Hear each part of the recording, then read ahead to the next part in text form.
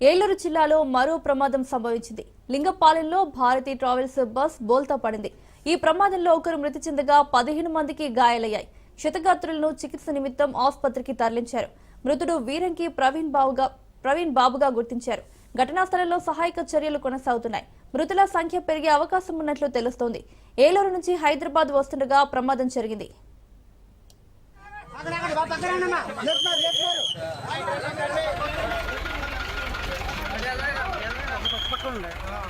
ఏలూరు జిల్లాలో మరో ప్రమాదం సంభవించింది. లింగపాలెంలో భారతి ట్రావెల్స్ బస్ బోల్తా పడింది. ఈ ప్రమాదంలో ఒకరు మృతి చెందగా 15 మందికి గాయాలయ్యాయి. క్షతగాత్రులను చికిత్స నిమిత్తం ఆసుపత్రికి తరలించారు. మృతుడు వీరంకి ప్రవీణ్ బాబుగా గుర్తించారు. ఘటనా స్థలంలో సహాయక చర్యలు కొనసాగుతున్నాయి. మృతుల సంఖ్య పెరిగే అవకాశం ఉన్నట్లు తెలుస్తోంది.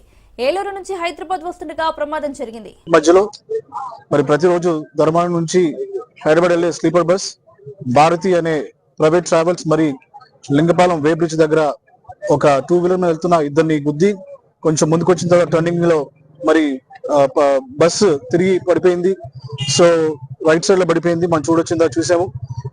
దాదాపు దీంట్లో 10కి పైగా ప్యాసింజర్స్ ఉన్నారు. ఒక డ్రైవర్ ఉన్నాడు. సో డ్రైవర్ జరిగిన వెంటనే మరి అతను పారిపోయడం తెలుస్తా ఉంది. మిగతా వాళ్ళు హాస్పిటల్లో ఉన్నారు. అందరూ కూడా మైనర్ ఇంజరీస్ అయినాయి. ఎవరు కూడా మేజర్ ఇంజరీస్ అవ్వలేదు.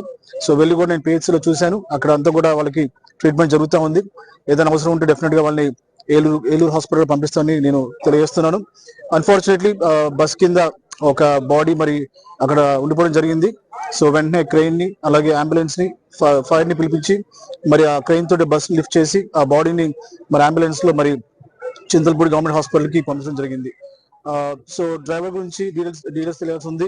మరి ఒక యాక్సిడెంట్ విషయంలో కూడా ఇన్వెస్టిగేషన్ మరి అటు పోలీసు వారు చేస్తారు కాబట్టి ఇది తప్పకుండా మరి ఒకవేళ ప్రైవేట్ ట్రావెల్స్ వల్ల నిర్లక్ష్యం అయితే సివియర్ యాక్సిడెంట్ ఉంది.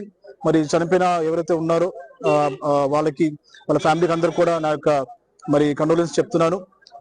ఇలాంటి జరగకుండా మరి ముందు మరి అటు ప్రైవేట్ ట్రావెల్స్ తగు చర్యలు తీసుకోవాలని చెప్పి నేను